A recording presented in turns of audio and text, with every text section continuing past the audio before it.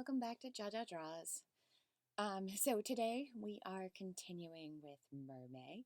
It just so happens that I'm recording this audio and I'm probably going to go ahead and post the video on Mother's Day 2020, which makes it, just for my own amusement, incredibly appropriate that the maid we're doing today is the milkmaid, because lots and lots of mothers just end up feeling like a cow for a brief period in their life.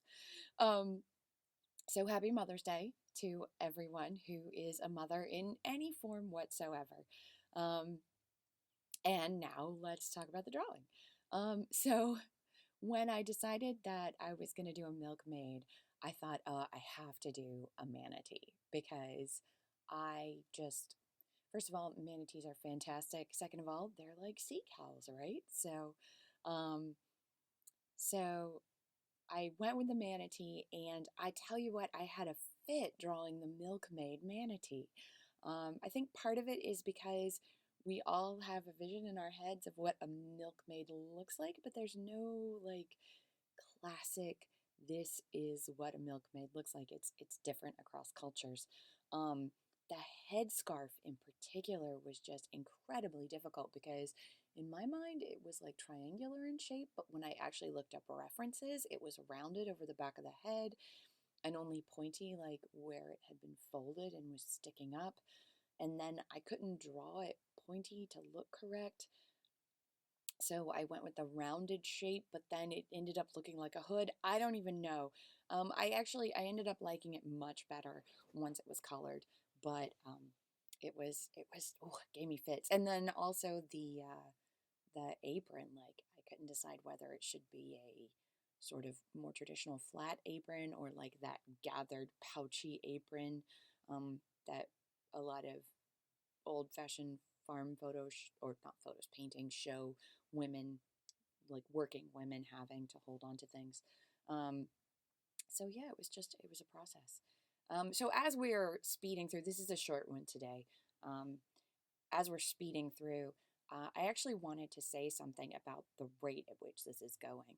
I speed these things up a lot, and that's something that I was conscientiously aware of when I watched videos online, when I watched other artists online, that they had sped their videos up, but it hadn't really occurred to me how much of a difference that made.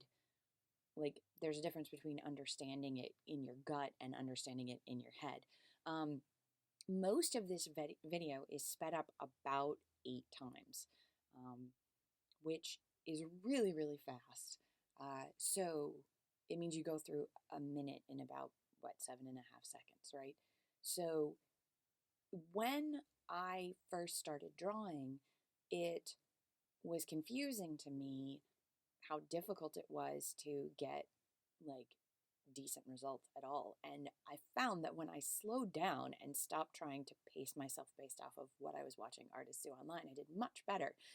And now that I'm doing these videos, I'm realizing that that is really like a valid tip. Don't pace yourself off of online videos as I blitz through this coloring. Um, so because manatees are dun colored, I did actually end up going with what's sort of a natural skin tone for the milkmaid. But I ended up being really pleased with the intensity of the shading that I did on her. And I think it's because even though it was a natural skin tone, I wasn't thinking about it like a human. I was thinking about it like a manatee, and that made me bolder in my choices. So that worked well for me, and maybe in the future, even when I'm drawing people and not mermaids, um, looking at it as like this is a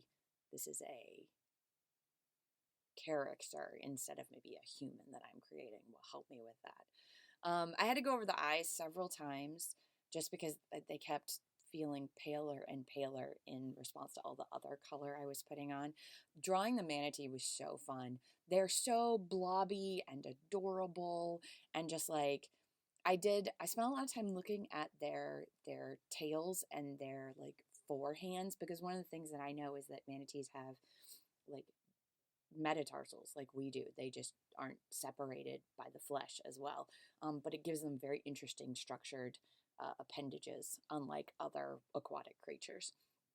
Um, I was a little concerned about the milkmaid blending into the manatee. So I did some pretty heavy shading to separate the two of them.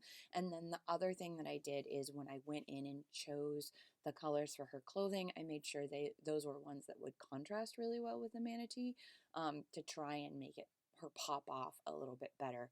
Because as you can see right now, before I start the clothing, she definitely is fading into the background. I ended up going with the palest of sort of like the tones that you get in a live manatee for her hair, because I wanted her to be, you know, Nordic blonde kind of looking creature. And then I went with blue and gray tones for her outfit. And I felt like that did a decent job of keeping her separated from the manatee, particularly after I added in the background. But I was really pleased with both of them. They look super cute. So right here, you see me, I wanted to add in a background, but I didn't want to color the whole thing. So at first I thought maybe a circle, but there was no round shape that was going to sort of properly frame everything.